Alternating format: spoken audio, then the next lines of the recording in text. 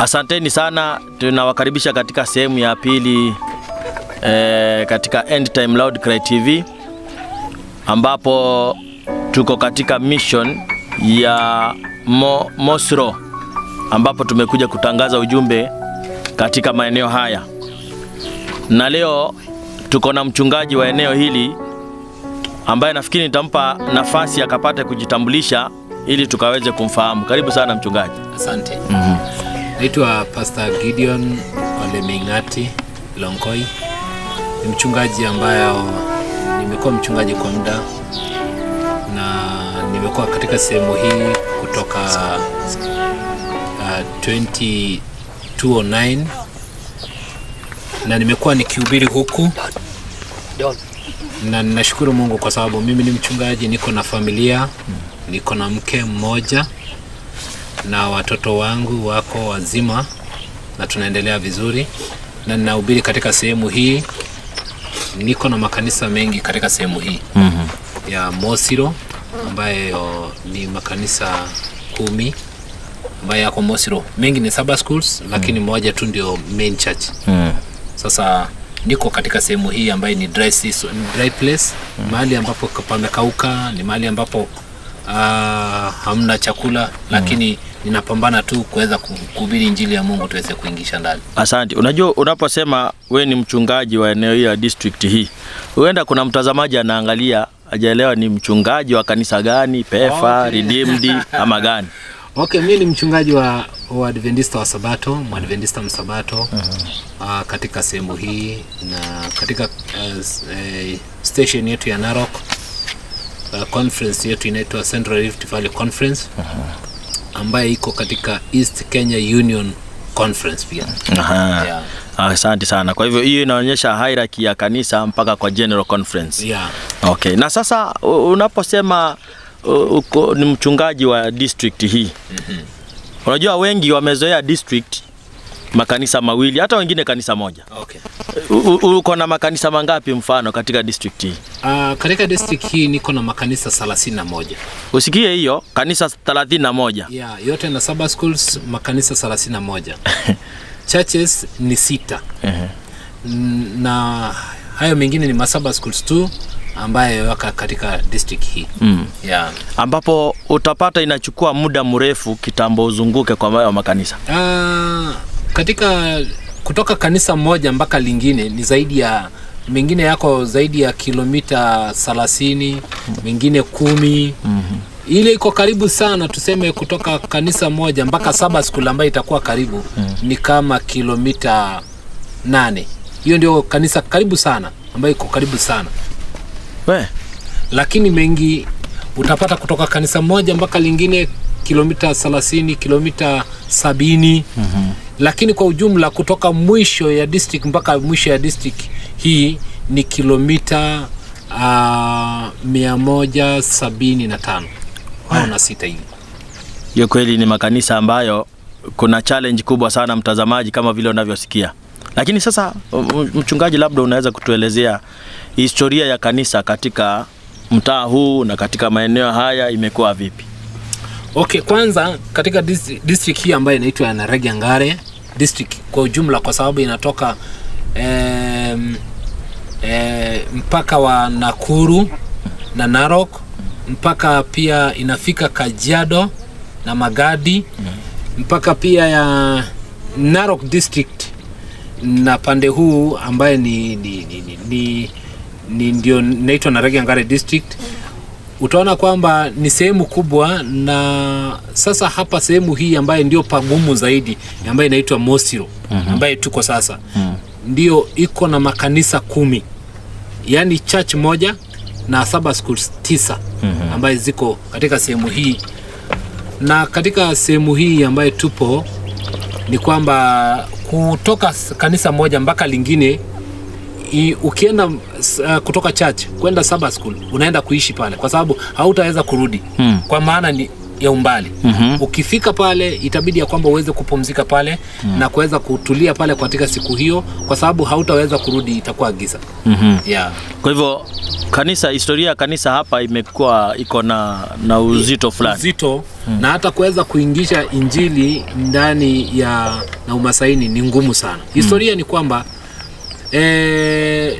vile ambavyo kanisa lilipoingia katika sehemu hii ni wakati mmoja ambapo kiongozi wa Union alipokuwa akipita hapa, Pastor Samuel Makori alipokuwa akipita akapata tu sehemu fulani watoto walikuwa wanatoka ndani ya nyumba ya Masai. Hii tu ya Masai ilikuwa shule. Alipoiona wakiwa na wachungaji wengine ambaye ni retired kama Pastor Parmanyari na Enko, walipowaona wakaweza kuangalia kwamba watoto walikuwa wanatoka katika ile nyumba. Wakasema ngoja tuweze kwenda pale kwa sababu gari ilikuwa imeharibika. Kwa sababu kale kanyumba kalikuwa karibu na barabara. Baada ya kwenda kufikia wakaona kwamba kumbe ni shule ilikuwa imetengenezwa. Wakaahidi ya kwamba watakuja tena. So siku ile baada ya kukaa mwaka mmoja walipokuja tukakuja wote. Wakanilete wakati huo nikifanya kama lay pastor. Na tulipokuja ilikuwa 209. Pale mahali inaitwa Engobeleti katika Mosiro hii. Baada ya kuingia pale tukaanza kuhubiri. Wiki 3 tukihubiri na tukijenga pia kanisa. Wakati huo watu wengi walikuwa wanashangaa kanisa hili la Jumamosi, kwa sababu ni tofauti sana, kwa sababu hapo makanisa ambayo yamekuja hapa kitambo ni ya Jumapili. So watu wengi walikuwa wanajua tu kanisa la Jumapili, lakini hawakuwa wanaenda. Wanakaa tu nyumbani, wanatulia, hawaendi mahali popote. Lakini walipoona kanisa la Jumamosi, wale tuliowabatiza baada ya crusade ambayo hatukuwa na vyombo, tulikuwa tu tunahubiri na mdomo na watu tulikuwa tunawatembelea, tukawabatiza watu 4. Amina. Baada ya kubatiza watu 4, wengi walikuwa wanaogopa, wanasema hapana, kanisa hili hapana, labda ni ya mashetani, kwa sababu ni kanisa ambayo ni tofauti sana.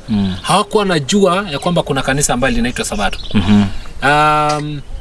Na baada ya kuweza kuhubiri watu 4 peke yao, na hata walijilazimisha kwa sababu wengine waliingia tu wakisema ngoja tuweze kuangalia. Katika sehemu ile tukaendelea kuhubiri, nikaendelea kukaa pale kama mchungaji nikiwa lay. Nikakaa pale kuanzia 209, na baada ya kukaa pale sasa nikaanza kuingisha injili katika sehemu tofauti katika Mosiro hii. Washiriki wakaanza kuongezeka. Mwaka wa 2010 tukabatiza watu 6, 2011 tukabatiza watu kama 21, 2012 tukaendelea kubatiza wengi katika kanisa, na watu sasa wakaanza kuwa na hamu ya kuweza kujua ukweli ambao uko katika Biblia hii. Na kwa sababu ya ukame watu wengi hawakuwa wanajua watafanya nini. Mungu akaweza kutubariki na kanisa tukiwa pale, na wale wachache walikuwa wanatoa ardhi, wengi wanatoa ardhi. Katika sehemu zote ambayo tumejenga hakuna mahali tumenunua ardhi. Tunapewa na sasa makanisa yakaanza kuongezeka baada ya kanisa lile moja kuweza na mimi kuweza kuingia katika sehemu tofauti na kupewa mashamba. Nikaanza kuanzisha masaba schools zote 9. Saba schools 9 kukua, zilikuwa na watu wachache, na ndiposa katika kuhubiri kule na huku, kwa wakati mmoja niliweza kutolewa sehemu hii nikapelekwa Samburu, lakini tena nikarudi. Baada ya kurejeshwa nikakuja kuongeza makanisa mengine kwa sababu kuna lile roho ya kuweza kuongeza saba schools nyingi, kwa sababu ni baada ya kufika pale kila mahali ninasikia roho ya Mungu ikiniambia endelea kuhubiri. Na ndiposa wakati mmoja huo ambao tulikuja katika sasa sehemu tulipokuja hapa tukapata mzee Barta Isaya na familia yake walikuwa na sherehe. Kwanza wakatualika tu kama marafiki. Na wakati kabla kidogo nyuma kidogo, niweze kurudi nyuma kidogo tu, ya kwamba kabla hiyo tulikuwa na crusade ndogo tu sehemu ambayo inaitwa Moshemo. Tukaweza kupata wachungaji 3 wa Sunday ambaye ni Joseph Kuya, James Leposo na Nelly Barta. Sasa huyo Nelly Barta baada ya kulikuwa kuna sherehe hapa, akaweza kutulete hapa kukuja tu kwa sababu ya sherehe. Mzee tulipohubiri, mzee akakuwa ameshikwa na neno. Na neno lile lilipomshika, Mzee Barta akatamani sana kuweza kujua zaidi kuhusu Sabato.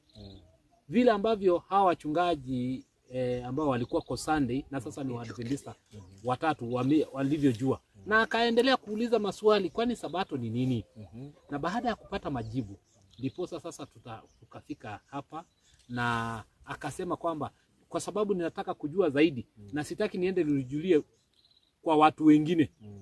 Ninataka kanisa likuje kwangu. Na kwa maana ni mzee wa heshima, amekuwa wa heshima kwa muda, ijapokuwa hajai ingia kanisa, akasema kwamba yeye atatoa shamba kwa shamba lake kanisa hapo. Na hata amekuwa tayari sana akisema kwamba kwa title ikiweza tolewa kwa title inaweza kuwa nzuri. Kanisa hili ndilo ndogo kati ya makanisa nyingi ambayo iko kati makanisa ndogo ambayo tumeanzisha kuanzia mwaka huu wa 2024. Kanisa hili linaendelea kukua kwa kasi sana, kwa maana katika kijiji kizima kando na familia hii watu wamekuja kwa wingi na wameendelea kuingia na kukua Waadventista. Na ndiposa tukaweza kupanga kama tutakuwa na crusade. Na sasa tumepata crusade, na watu sasa wengi zaidi wataendelea kuingia katika kanisa hili, na watu wengi wameshangaa ya kwamba kumbe kuna neno nzuri katika neno hili la Mungu. Amen. Ambao hawajaipata. Lakini sasa wameliona ya kwamba kumbe Sabato ni Sabato ya nani? Ya Mungu. Na sasa wengi wanaendelea kuja, na ninaamini ya kwamba zaidi ya watu ya 100 katika eneo hili. Kuna makanisa ya Sunday yatafungwa. Kwa sasa hivi tuko na mchungaji mmoja ambaye wa Sunday pia ambaye amesema kwamba atajiunga pamoja nasi. Na tuko na njozi ya kwamba wengi wataendelea kujiunga, kwa sababu sasa ujumbe huu unaendelea kuweza kuingia kwa wengi, na crusade hii ambayo tumeifanya katika mwezi huu wa 6 inaendelea kufanya wengi waweze kukuja katika kanisa la Bwana. Amen. Yeah. Sasa progress ambayo iko katika kijiji cha Mosro. Watazamaji msikiwe na wasiwasi.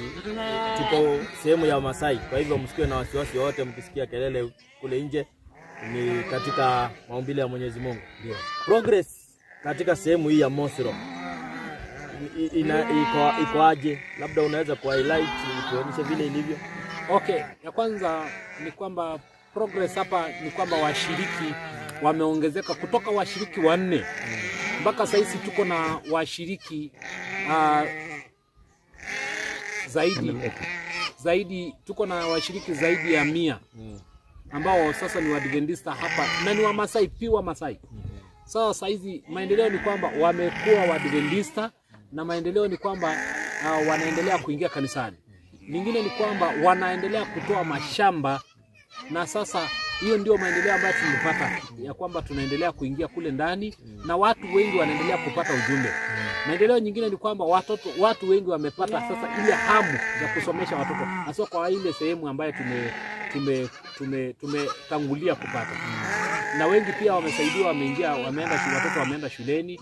Wasichana wadogo walikuwa wanaozwa, lakini sasa wameacha kuozwa. Sasa hizi wengi wako shule, na tunaona kwamba maendeleo, na hata watu kwa hakika katika sehemu hii tunaona kwamba watu wengi wanaendelea kupenda na kujua nini. Amina. Challenges labda zinaweza kuwa ni gani ambazo labda mnazipitia kuhakikisha kwamba kanisa limeweza kuendelea? Challenges zinaweza kuwa kama ni zipi? Okay, challenge ya kwanza ni kwamba watu wengi hawajasoma nini. So hata kwenda kuhubiria mpaka inabidi ya kwamba unaongea Kimasai kwa sababu wengi hawajasoma. So na wale watoto wadogo ndio tunasema kwamba ndio viongozi wa kesho.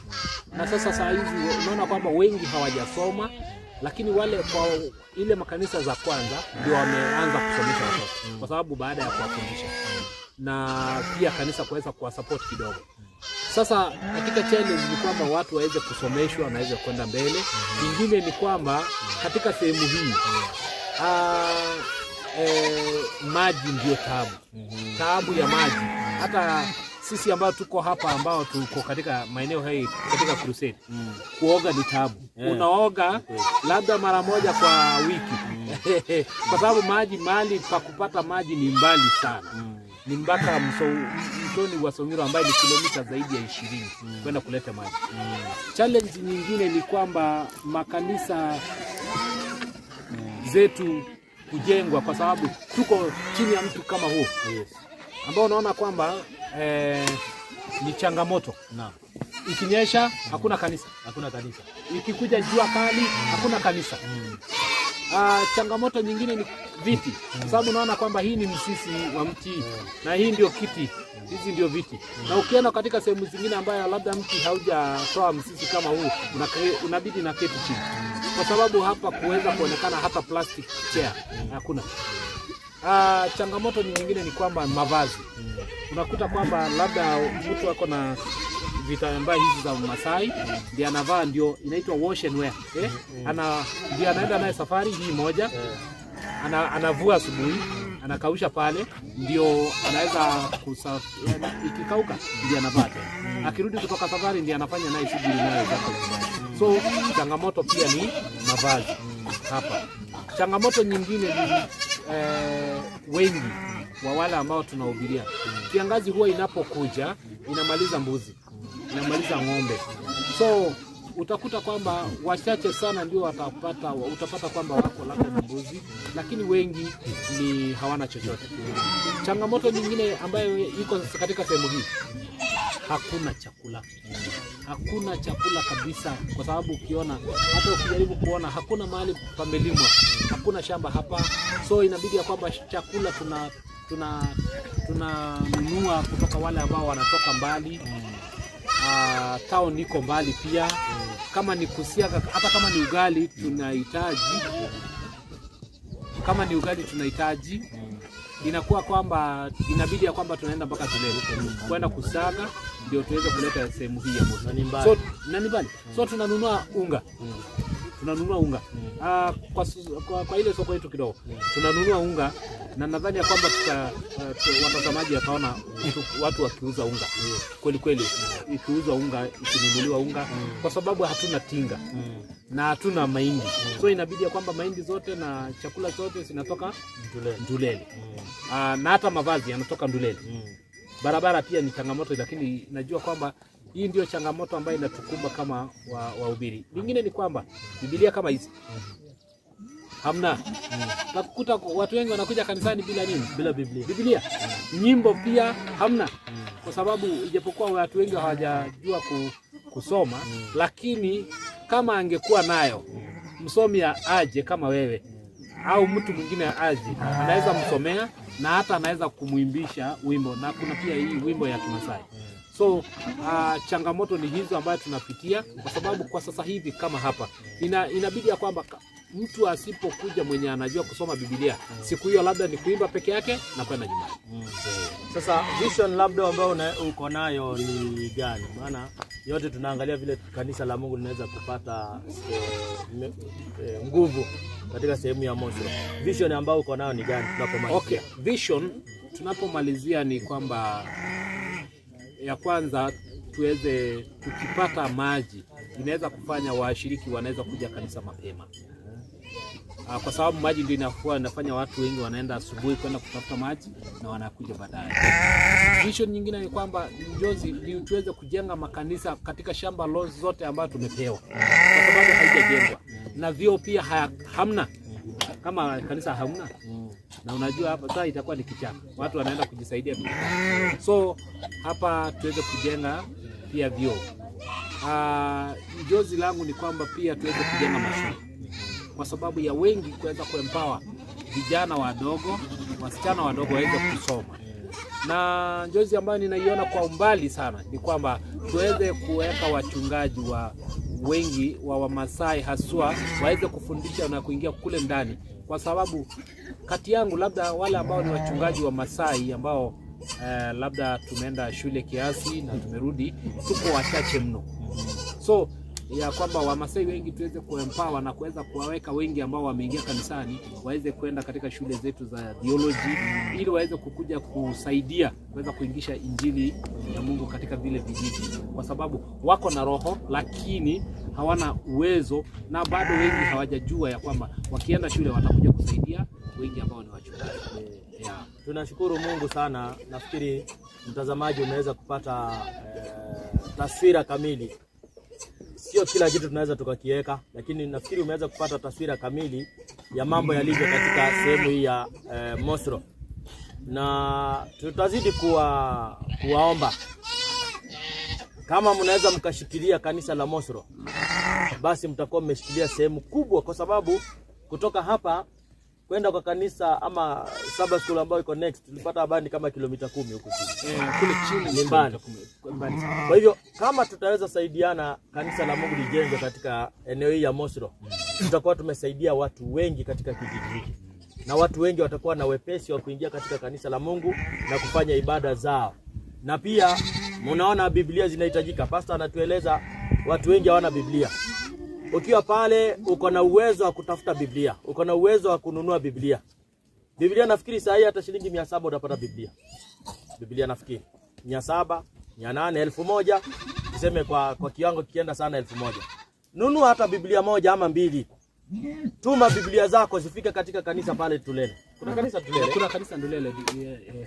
Weka mzigo, tuma Biblia hata kama ni 3, hata kama ni 4, kiwango kile ambacho utaweza. Tumanisha Biblia zifike katika kanisa la Tulele SDA Church. Zikifika pale, mchungaji ndio huyu, na zikifika pale zitaweza kupata nafasi ya kuingia katika sehemu ya Mosro na katika maeneo mengine. Wapendwa, kuna kisa kimoja nikukumbushe. Kuna bwana mmoja aliyekuwa anamsaidia Musa, alikuwa anamsaidia Harun kuinua mikono ya Musa. Nafikiria kwa sababu tunasoma Biblia, naomba nibane jina lake ili hata nawe ufungue Biblia utafute alikuwa anaitwa nani. Maana ametajwa mara hiyo moja katika Biblia. Alikuwa anamsaidia Harun kuinua mikono ya Musa wakati wana Israeli walikuwa wanapigana. Mikono ya Musa ikienda chini wanapigwa. Ikiinuliwa juu wanashinda.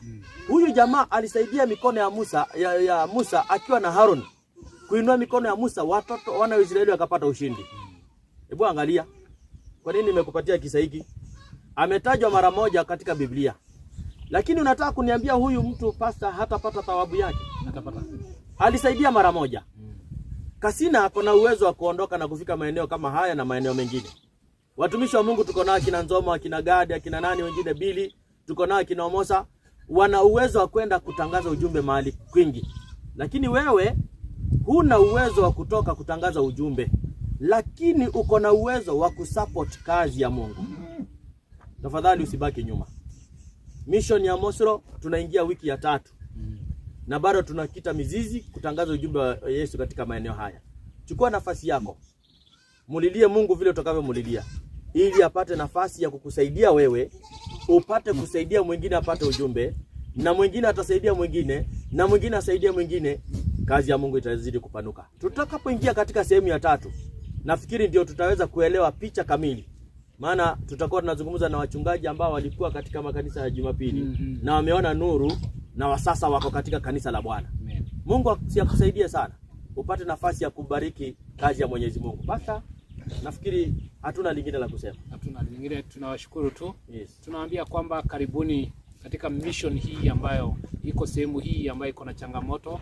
Karibuni sana ili tuweze kushikana pamoja na injili, kwa sababu hii ni ujumbe wa malaika watatu.